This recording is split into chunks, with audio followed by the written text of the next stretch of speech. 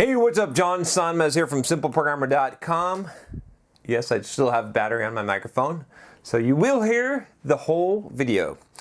I've got a question. Welcome to my series, by the way. What I'm doing today, which is I'm recording a bunch of videos that I didn't want to record. So this is kind of the shit you don't want to do, but you've got on your board, and you better fucking do it because you've been procrastinating on this for a long time.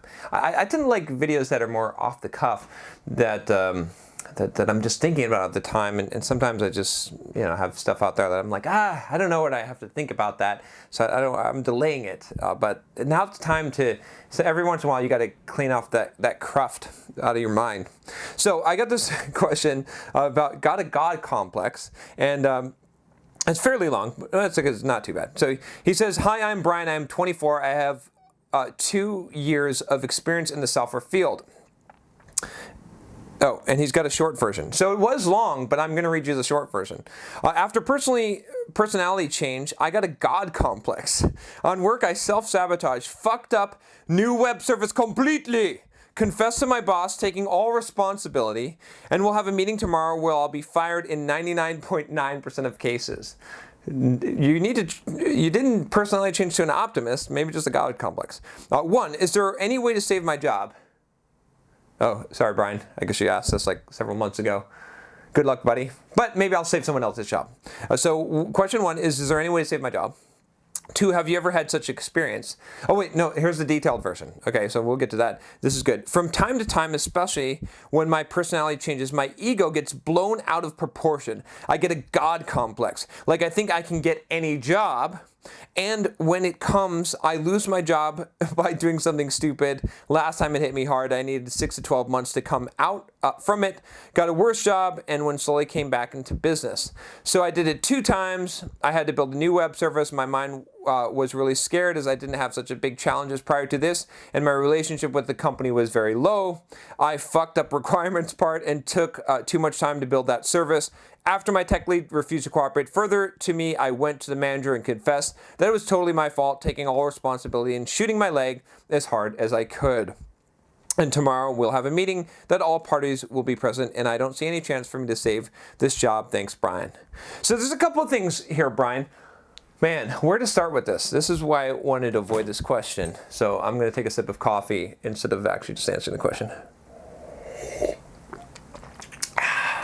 Okay, so here's the thing, Brian. I would just take your approach. Like, okay, I'm not saying you're doing everything right, but you're doing more right than most people are doing. I mean, okay, God complex. I don't know. I feel fucking invincible. I feel like I could do anything. That I could take on any challenge. I have a pretty high estimation of myself. That's not a bad thing. Too many people have too much of a low estimation of themselves, or they have a fake estimation of themselves. And see, here's the thing. They confuse confidence with arrogance, okay? And so arrogance is essentially, it's when you don't believe what you're saying about yourself. That's arrogance, honestly. That's what it is because you're saying, the reason why you're saying it is motivated by you trying to convince yourself and other people of something that you want to be true, that you hope desperately is true, but you're not quite sure, and so that comes off as arrogant. But when you're super confident, when you believe in yourself, right? When you've got this, you feel like you have a semi-charmed life, when you've got maybe it's a God complex, I don't know. When you're a narcissist, I suppose, you know it. You know the shit. You know you're the shit. Like, it's amazing. It's great. It's like, fuck, I'm the shit. It's awesome. I love being the shit, right? And so there's nothing wrong with that, right? It's wrong if you don't believe it. But you can deceive yourself. But if I'm going to deceive myself, okay? If I'm going to deceive myself, I'm going to deceive myself in the direction of being the shit versus being shit. Because if I deceive myself into the direction of being the shit, yeah, I'm going to have a few hard falls. Yeah, I'm going to get knocked down a peg from time to time, but I'm going to swing at the fucking pitches. I'm going to try harder. I'm going to do things that I might not have done before. And this is good. It's good to jump into the pool and to fucking drown sometimes or have a near-death experience. And this is what's happened to you, Brian, is you're having some near-death experiences. You've jumped into water that is too deep. And you couldn't swim. And you found that out. And that's okay.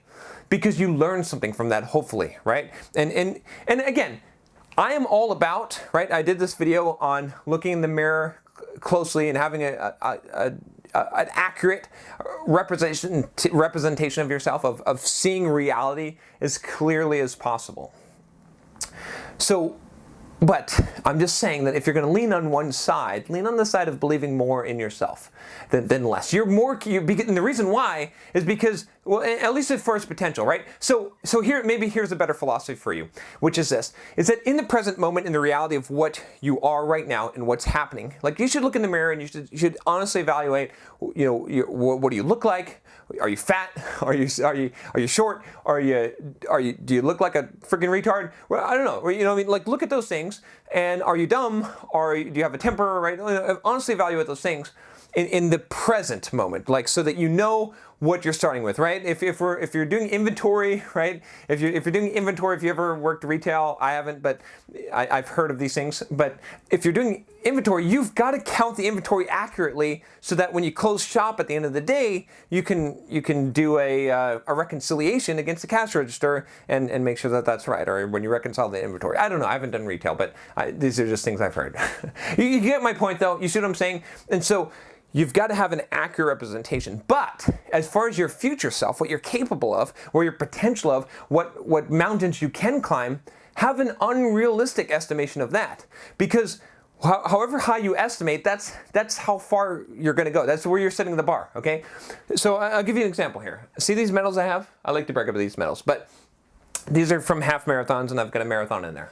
Okay, now, there's a reason why I ran 13.1 miles or 26.2 miles, okay? And the reason why is because that's the distance I set out to run, right? So if in some parallel universe where I was a complete masochist, okay, if in that parallel universe I set out to do an ultra marathon of 100K, which is like, what, 50 miles or something, or more than that, I don't know. Yeah, like something like 50. No, it's not. Who knows? Anyway, if I did an ultra marathon, a 50-mile race, okay, that's what I would have done. That's what I would have accomplished, because that's what I would have trained for, and because that's what I would have been aiming for. When I did the half marathons, I didn't go 26.2 miles, because that wasn't the distance I was aiming for or training for. And so, if you set the bar low, that's what you're only going to achieve that. You're not going to achieve a lot more than where you've set it. So, I haven't answered your question at all, but I'm just telling you that it's not necessarily bad what you're doing. It's just bad if you don't learn from it, and it's bad if you do it in an arrogant way, right? And sometimes, getting knocked down, you got to learn from this process. Like, every time that you fail, that's a good thing, okay? And it should improve your life in some way, right? You should learn some lesson from that. If you've reached, so here's the thing, again, like, if you reached and you leaped and you gave it your all and you reached as far as you could and you didn't make it, all right, man, that's cool. Like, that's so much better than if you're like sitting in your chair and you're like, I can't fucking do it. I'm not even going to try. It's too far above me, right? Like, leap and reach for one of these things, one of these fucking moons that you aim for, you're going to grab onto. You're going to be like, fuck, did I do that? Yeah, I did. And then you're going to be there, right? This is how you have these changes and they become permanent in life, and you really achieve success is you reach for the fucking moon, and most of the time you fucking miss. But one of those fucking times you're going to lasso the moon and you're going to be like, yeah, I can't even believe I'm doing this right now. And this has happened to me in life, and it will happen to you in life. So don't, keep this attitude. Keep going. Keep fucking doing this. But maybe temper down the consequences that could come from it, right? And then make sure that you're not in the zone of arrogance. Make sure that arrogance isn't driving this, but true confidence. You have an accurate assessment of who you are and what you're capable of at this particular moment, but you have an inaccurate assessment of what you're capable of in the future, and aim for that future. Set that bar very high. That's my advice for you. Now, as far as saving your job at this point, let's talk about that real quick here. So saving your job, I don't know. I mean, you've done the right thing, right? Because you've owned up and you've said, this is my fault. It's 100% my fault. This would be something, how to win friends and influence people. This would be the tactic that you would use there. Not necessarily tactic. It's just the right thing to do. You can check out that book. A really good book. I recommend it. I read it about once a year. I'm actually due to read this again. So that's the best way to have a favorable outcome of the situation, is just to, but be a fucking man. Just say, I did this, I screwed up. These are the consequences. I'm willing to accept whatever the fucking consequences are. And that's it. And that's how life is. And if you lose this job, then you get another fucking job. That's how it works.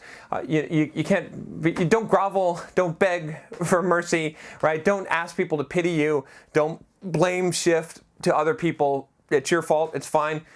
It's cool. You're a man. You accept your consequences, or you're a decent human being. You accept your consequences, however you want to put it. But I'll appeal to you, to your manhood here, because I always look for the higher quality to appeal to in a person. A little secret for motivating people.